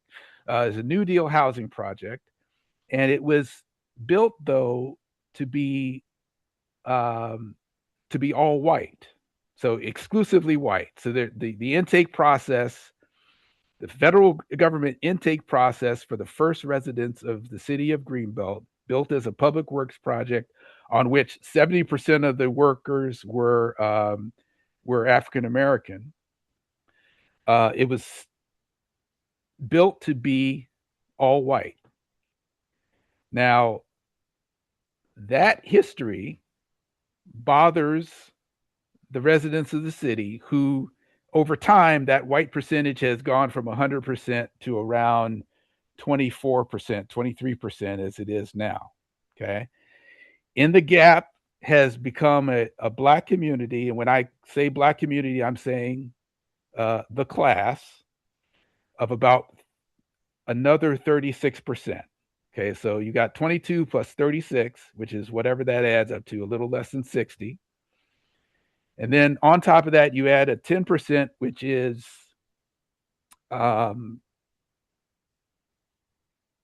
African Americans who are not the class. Okay, so now you're up to around 70%. Add in the Hispanics, that's another 20 or so percent, and then the rest is boxes. So many boxes you can't put the label on it. Okay, so that's Greenbelt. Greenbelt decides on this reparations commission, and the important thing here for this story is that the people that vote in Greenbelt, the political energy in Greenbelt, still is the kind of the descendants of that first group of Greenbelt residents. Okay, so although the city is 23% white, its politics is driven by that group. And that group is, however, not, this is not a group of racists, but it's a group of extremely progressive, well, let's see, how would Minister Malcolm X have put it? So it's like you've got a liberalism that is liberal and progressive, but it is just as much concerned with its own prerogatives as the version on the other side. Okay, and so this group is very enamored, very impressed, very excited about the doctrine of discovery, and it is very receptive to carrying forth the local reparations charge that was given to the commission by basically producing a set of land back and symbolic gestures related to indigenous communities. And in the footnotes, you'll see, in the document that I shared with you, you'll see a document which they have submitted that actually calls for specific buildings, specific acreage in the city, and other things, as far as for what they're calling their reparations recommendations. Okay, so you'll see some very specific things there. This is important. Well, this is this is problematic. I said, let's put it the other way. This is something that I don't think would be necessarily problematic if we were dealing with a municipality which had an indigenous community, but we're not. And so how very interesting it is that these very specific, very tangible reparations claims are being entertained for a community that is not here, and similar kinds of recommendations aren't even being considered for a community that is. That's a problem. Now, going back to the first thing, I think and I hope and I think it would be wonderful if local reparations efforts did make the case for the national. So like learning from the local and putting it together and building the momentum for the national. I think that would be wonderful if it happens. And so that's why I'm hoping that people will be interested in becoming involved in what's going on in Greenbelt, because I think there are many ways to take what's happening in Greenbelt and to make it national. First off, the city itself was formed as a national effort. The FDR, like there are pictures of FDR driving around looking at the construction at Greenbelt. So he built this city, a New Deal project, which was just one of many that was part of the kind of the unjust enrichment that flowed from things like the GI Bill and all of the other housing things that have kind of magnified the disparity in wealth between the class and the rest of the country. So there are things about the Greenbelt situation that make it national instantly, even though it's local. And there are also things about Greenbelt that, even though it's local, speak very much nationally. So there's a newspaper which was published in 1937 and has been published continuously, which is like a diary of a segregated city. And so I think for researchers, you would find it immensely interesting just to be able to take national moments in time and see how it played out in Greenbelt. In Greenbelt in 1963, you imagine the power of that year. In Greenbelt, there were minstrel shows in that year. So that tells you what was happening in this city. When that referendum came up, I didn't think there was anything like, you come around this town, you're like, what are we going to do for local reparations here? What happened here? And now I know. Like you talk about a sundown town. This was a sundown town, and it's interesting how it worked. It was like a plantation for government workers. So the government workers get up and they go to DC, but they leave their children in the care of the class who are coming in by bus to help take care of the kids. The class coming in by bus to tend to the gardens and the lawns. They call it Greenbelt. You come here, the central part that was government built is green. It's beautiful. It's a beautiful area. It's a nice area. It's a housing project, New Deal housing project, but still very nice. I mean, that's what it was designed to be. That was the idea of Tugwell and the brain trust that was surrounding FDR that were into this. And so this plantation, the people, Black people weren't able to live here, but the Black people in the surrounding areas, they worked here. But as long as they left here and went home by sundown, everything was okay. And if on the way that they were leaving, they ran afoul of a traffic consideration or two, because the local police was pretty amped up on watching the traffic, and there's some evidence of them being overly attentive to these kinds of issues. This is where the shutdown town idea kind of came about. That's what it was about. People leaving the town, going home. They had worked here all day. They come home, and then the minstrel shows began. And the minstrel shows. These are one or two of them each year, from 37 till 63. 60. I can't imagine 63. You got Malcolm X talking about message to the grassroots. And in Greenbelt 1963, there is minstrel shows. And minstrel shows sometimes had city council members participating in them and church officials. So there's a lot of local history here that could very easily mesh up with the national story. But those members on this commission, they are a little scared of that. And but that's the work that's the work that I'm hoping people will be interested in joining. It's more work than for just one person. And this particular person is not the right one. he goes on too much.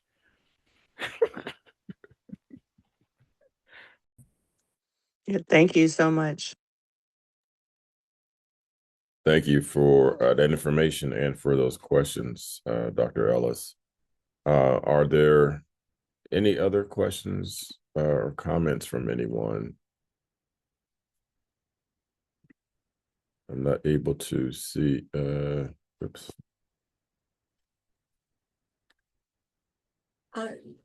There was just one, just more logistical question for Dr. Taylor, Dr. Welch. They would like to have a copy of the slides and how to get in contact with Dr. Taylor. Great. Yes. Okay, I would love to do that. I've got copies of the slides. I've got all of that. So I'd love share email. How do I do it? Okay, that sounds good. How about when I send a copy of the video, I can include what you would like for me to include in that email. Okay. I'll include the slides. I'll include the talk script, which I should have just read so we could have had more time for questions. And I'll include the link to all of those YouTube videos, and also the documents, the interviews with. There's some information out there that gives you a sense of what's been going on in the commission. Some of the some emails that I've been able to share. I've also shared the set of recommendations that's come from the indigenous group that is engaged. And I'm happy to share any information that I have that would help you understand the kinds of questions that are being asked on the commission. So I'll share my email so that we can engage however we can engage. I really think there's a lot that should be known about this particular city because it's like a window into America in a way. And the fact that it's such a liberal, progressive city, I think hits at the right time in our politics because it gives some people that are usually in the hot seat on this issue a chance to relax, and it gets another folks that aren't usually on the hot seat a chance to re-examine some assumptions that they might not really want to make once they grasp the implications of this doctrine of discovery, both for the indigenous and for the class. I think if they are moved by the injustice that's in these documents, they will want to be totally moved, not just partially moved. They will want to be totally moved. And that, I think, offers some opportunities for a lot of very constructive conversation and engagement that will move a lot of things forward at the same time. I think we could help the Supreme Court. I think we could help the current division in the country because it feels a lot like post-Reconstruction, but it's not post-Reconstruction. There's a lot that's changed in the country since Reconstruction and post-Reconstruction, and I think we might find like the story of Jonah really applies. You remember Jonah, when he heard that he was supposed to go and tell Nineveh about itself, he was like, I don't want to do that. And he went completely the whole other part of the world. But then when he actually got in there and did what the Lord had asked him to do, he was surprised. Like they just said, oh yeah, you're right. we could be at a moment like that in the country, because we've been a country for a while. These issues have been there for a while. People have thought of them for a while. People marched with Dr. King. They were inspired by him. They were inspired by the movement. White Jesus is an idol, but there are some followers of white Jesus who do believe that they believe in Jesus. And when Dr. King wrote to them, or their ancestors, I'll say, many of those ancestors were moved to realize that they were close to an idol and they shouldn't have been. And so we got to remain in his word and we'll know the truth, and the truth will set us free, because it has been. And so I think if we might realize there's an opportunity in this current situation that is beyond just saying, okay, here we go again. This is post-Reconstruction again, this birth of a nation again. It might not be. It might be the birth of a just nation, because all these things are being pressed at the same time. There could be opportunity here. That's just the hope speaking. So anyway, I've enjoyed this. Thank you. Thank you, Uncle Ron. And thank you everyone who has come here. And I really I admire what you've done. My DR has nothing to do with any of this. Like, I'm a computer guy, a statistics guy. So my DR has nothing to do with that. And I wasn't really good at that either. So, but this has hit me at the center. And so I realize and appreciate what you do in a different way now. And all of these folks, Callie House and the great Carter G, and my favorite Ida B. Wells.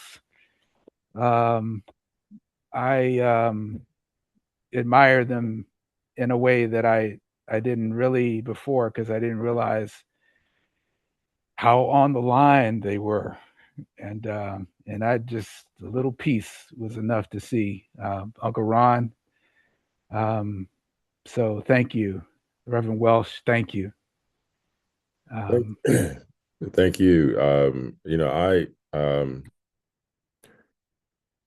I am, so this was inspiring, and right now in my mind I'm connecting two presentations.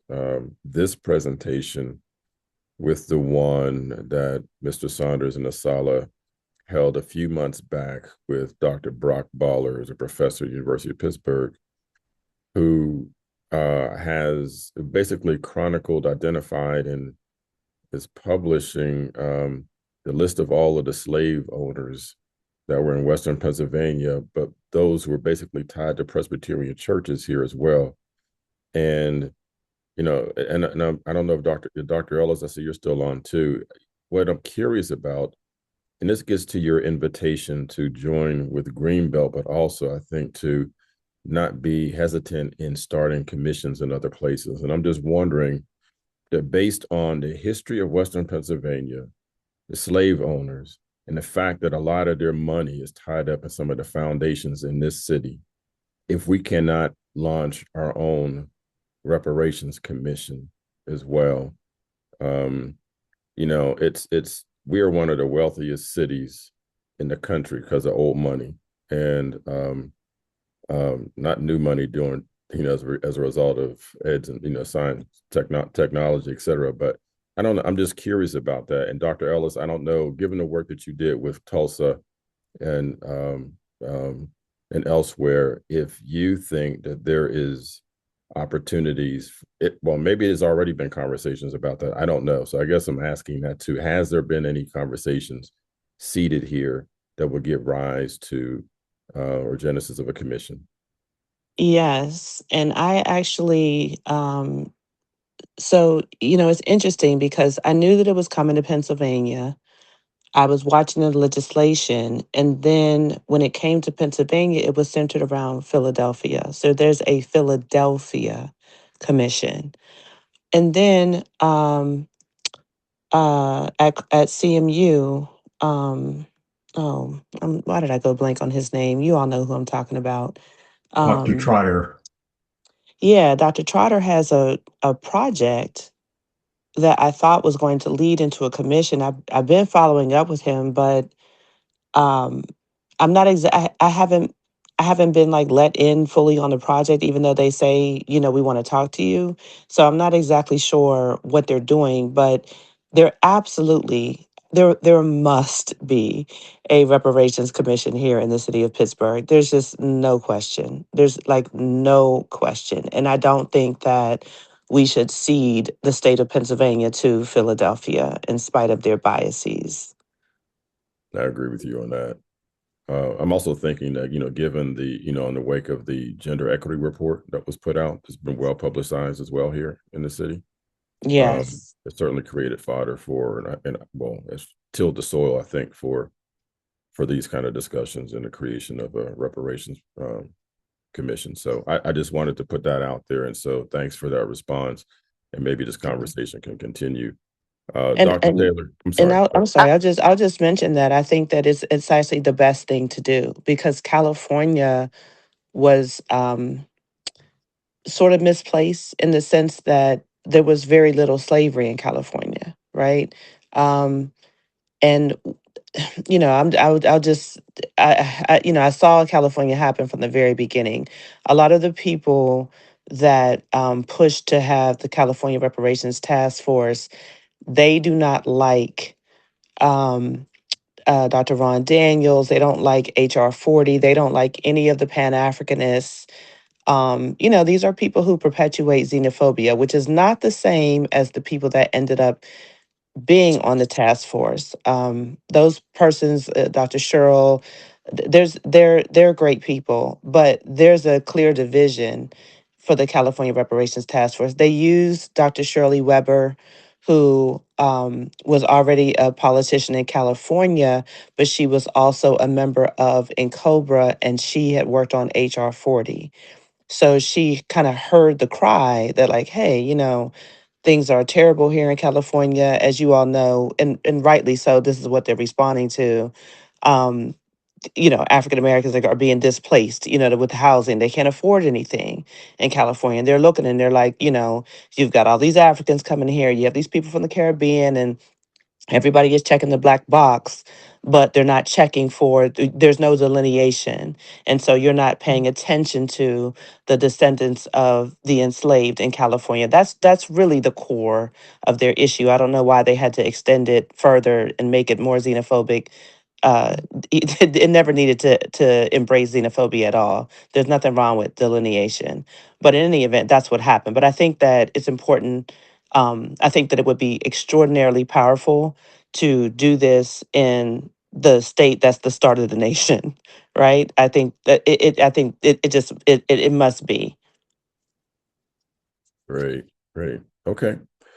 Well, I'm happy I was able to get that out. It was kind of heavy on me as I was listening to this presentation and what you said, Dr. Ellis, and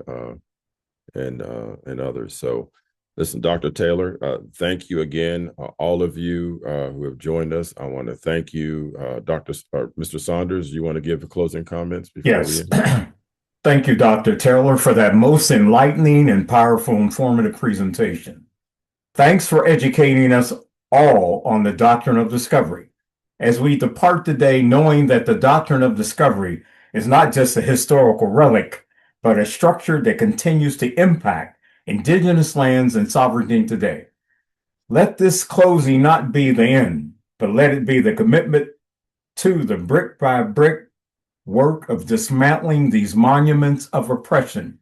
As we leave today's meeting, let us carry the weight of what we have learned into our laws, our policies, and our personal narratives. Our work is not finished until justice and historical accuracy become the basis of our relations and behaviors. I have a few announcements. On Hey, February Ron. the 17th, the Dr. Edna B. McKenzie branch will be visiting in Frostburg, Maryland. They're having the unveiling of a historical marker at Dickerson AME Zion Church in Frostburg. We've been invited by the governor's office to be at that ceremony. As you know, the McKenzie branch obtained the first historical marker in Garrett County, Maryland's long history in October 2023. So we've been invited to that event. Also on February the 21st, the Dr. and the B. McKenzie branch is having a car caravan, the St. Matthew's Church in Sewickley, PA, for all-you-can-eat pancake breakfast at St. Matthew's AME. That is a bona fide Underground Railroad site. And from there, after we eat the fiddles, we go toward the Tuskegee Airmen Memorial, which is located in the Sewickley Cemetery. So that's February 21st. And also this evening, the Dr. Edna B. McKenzie branch is being honored by the Greater Pittsburgh chapter of the National Council of Negro Women in a gala. We'd all like for you to come out. There's still room to buy tickets, etc. So we want to keep our foot on the gas as we embrace and continue the legacy of Dr. Carter G. Woodson and Dr. Taylor. Thank you, thank you, thank you for enlightening and setting the tone as we celebrate Black History Month in the Dr. Edna B. McKenzie branch. Again, thank you, thank you, thank you. Thank you for the questions and engagement from the folks that are still here. Thank you. And I think I think Dr. Travis will also meet us in Frostburg, Maryland. Is that not correct, Dr. Travis? You have to summed unmute, up. Dr. He Travis. summed up. He summed up. Okay, thank you. Thank Maureen, you. I think I heard you say something. I'm sorry. I put it in the chat. Oh. There is a reparations working group here in Pittsburgh. I don't have all the contact information, but I know That's Democratic Futures Project. We can put that information in the chat. Okay. Democratic Futures Project, and that's headed up by Dr. Joe Trotter at Cause at CMU.